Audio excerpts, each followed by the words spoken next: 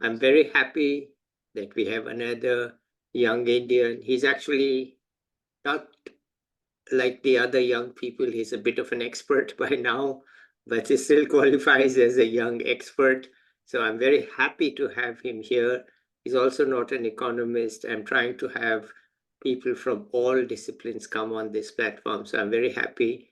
Right now, we have with us Shashank Palur. Let's listen to him. Over to you, Shashank. Tell us what you do. Thank you, first of all, for having me on this platform. So, I am by profession a hydrologist. So I mostly work with water in its different aspects. So right now I work as an urban hydrologist at Well Labs. We are a research think tank and based out of Bangalore. And my core work basically focuses around how to make water resilient cities or urban settlements. So a lot of the work that we do engages the policymakers, the government, uh, the researchers, people on ground doing a lot of work basically around how to say uh, make your cities or your space more resilient, especially with the whole climate change and its own impacts. Like uh, for example, like where I'm right now in Bangalore, uh, last year, last year means 2022, uh, we had a record rainfall of like 1700 which is like 100% more than what normally Bangalore gets. And this year we have had like this year, basically we have had, I think, half of what we normally get. So this is simply just an example of how cities, especially in India, are like facing the extreme effects of climate change. And basically how we work is uh, we get all the stakeholders on a table or we meet them individually, get their opinions, gather all the knowledge that they have uh, kind of gathered over the years, things that they have seen. And mostly these all things sit in academic papers. So kind of like getting all out in the public, trying to make uh, get action done from that all data that has been kind of been in the academic circles. So basically I started out doing my masters from TERI University, and that is where basically I got interested into the whole sector of water. So earlier I started working on water conservation. How do you look at buildings? How do you look at like making zero liquid discharge buildings? Basically, how you can reuse water without needing to like depend on external water, uh, basically supply. And then I transitioned into lakes. I was looking, means a lot of you must have heard about the Bangalore lakes catching fire. No, And I didn't hear about it, but tell us. yeah, so in 2016, like two of the largest lakes in Bangalore actually caught fire. It was because like chemicals and sewage and like domestic effluents were going into the lake, and it went to such a like worst condition that actually the water caught fire, Okay. and there was froth, there was fumes, there was smoke, and the government kind of like just uh, came down heavily on the polluters and the industries, everybody. And that's how I kind of got interested in lakes to see how the system of lakes works. And uh, like in Bangalore, especially, all the lakes are connected to each other.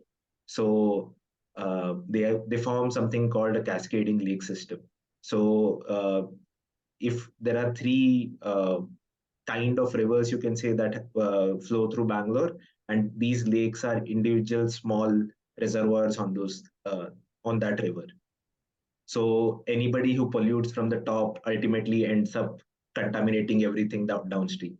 Right. So looking at solutions for that, look calculating how much water flows through the lakes, how do you clean it, how do you maintain it, and how do you get the community to kind of come up and like take ownership of lakes, because often in India, public spaces are often not taken very seriously. It's often part of the government's responsibility to maintain public spaces. But when something like this happens, you often see the community coming together and taking care of it. So let's continue. So I worked on lakes for 2 years, and then for some reason I was done with the urban uh, setting, and I was like, I'm going to the mountains. And so I worked with Chirag, which is an NGO in Uttarakhand, and I was doing spring rejuvenation there for a year and a half. Yes. And basically, we used to go from village to village, look at the springs which were drying up. Also, uh, as much as romantic it is about springs, like for the communities that stay in hill, it's their sole source of water. Yeah. And climate change is severely affecting them, and they are drying up. And like there were cases that when we interviewed the women in the village, basically they had to spend 3 hours just to fetch water for their daily needs. And so we used to kind of go from village to village, understand their expectations, understand their demands, then do like geological surveys around the mountains and suggest what kind of interventions could be implemented. So we would basically, our organization used to fund part of it through money, and the villagers would contribute to it through like work. So they would dig up trenches to so that the water could seep into the ground and then like would increase the discharge of the spring. Yeah. So we worked with communities, we worked with forest department, we worked in like national parks for elephants and tigers for watering holes to be rejuvenated, Mm. especially during harsh summers, especially in the year of 2018.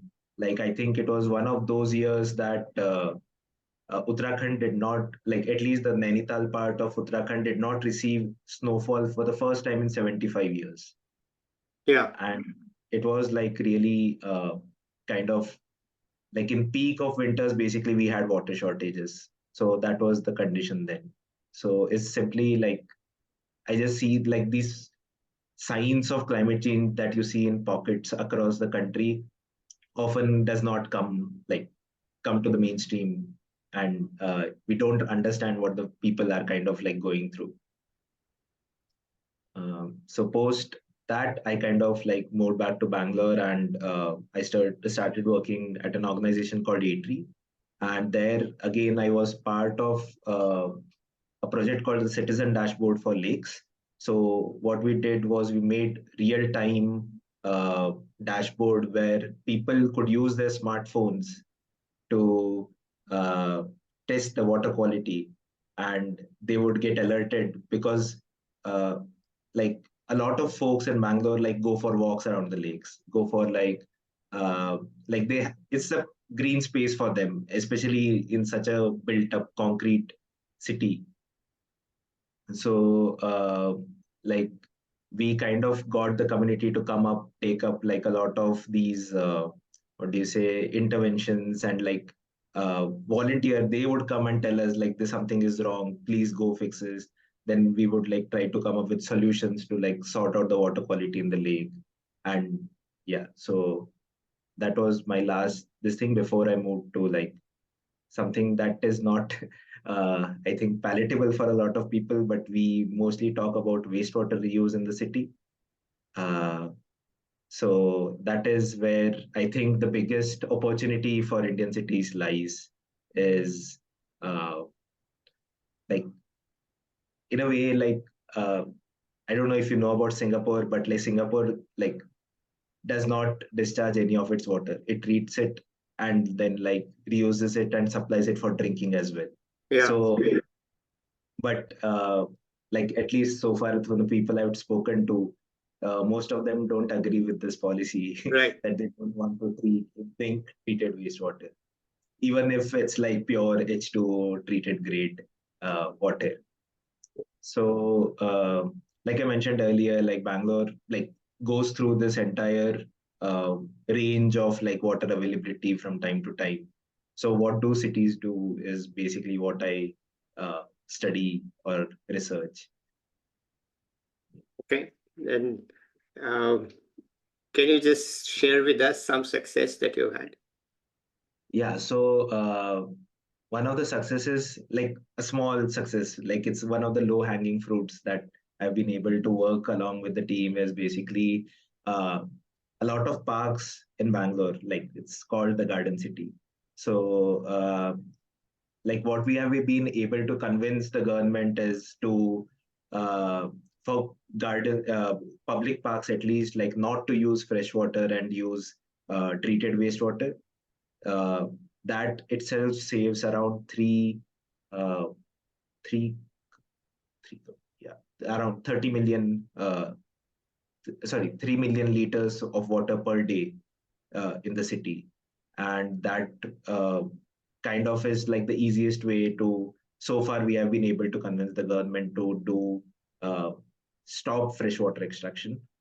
Okay. And the larger ones that we are looking at is to practically use treated wastewater for everything that does not need fresh water, be it like construction, be it like what do you say, road, like dust suppression, and then like digging, earthwork, and stuff like that. Basically, we are focusing on that, and if possible, industries as well. Okay. All right. Wonderful. And what's your own future? And by the way, before we go there, any hints you have, any tips you have for young people? I would say that like there are a lot of solutions that the environmental sector needs, which I think a lot of young people in this whole startup, like when they are in your tech based world, they come up with huge solutions that they are very targeted towards their own, like say apps or companies and all. But I think they have a huge replicability and applicability in the environmental sector.